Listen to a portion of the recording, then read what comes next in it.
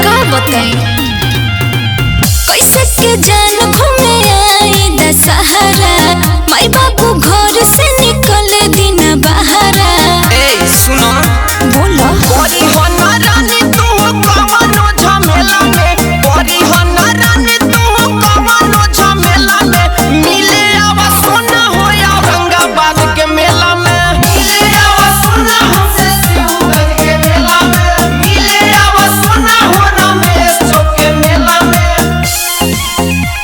रमेश चौक के मेला में। राहुल रोशन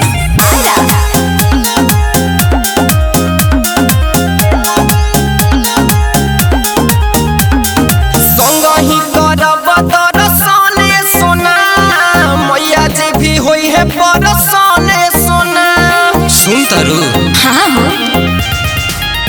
माई से अरजी लगाई मंगो तोहर के हम जोड़ी हरदम सलामत रहे जन्म जन्म। मिली आशीर्वाद माई के पहुआ छुएला में, मिली आशीर्वाद माई के पहुआ छुएला में, मिले आवा सोना हो औरंगाबाद के मेला में, मिले आवा सोना हो दशहरा के मेला में, मिले आवा सोना रफीगंज के मेला में।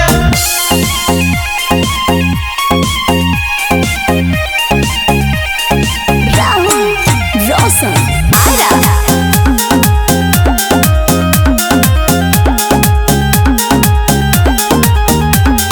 गोलुआ तोहार करी है इंतजार, मैया दुआरी हमारा हब हो खाड़। आवत ना इंतजार करो रूप सगरे पंडलवा घुमाई दिहा हो तेरी चाट या चौमिन खिलाई दिहा हो।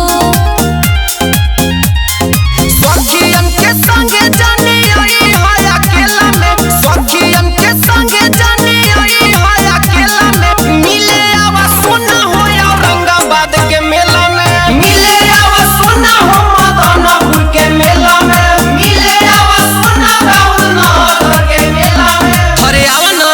अच्छा आवतानी।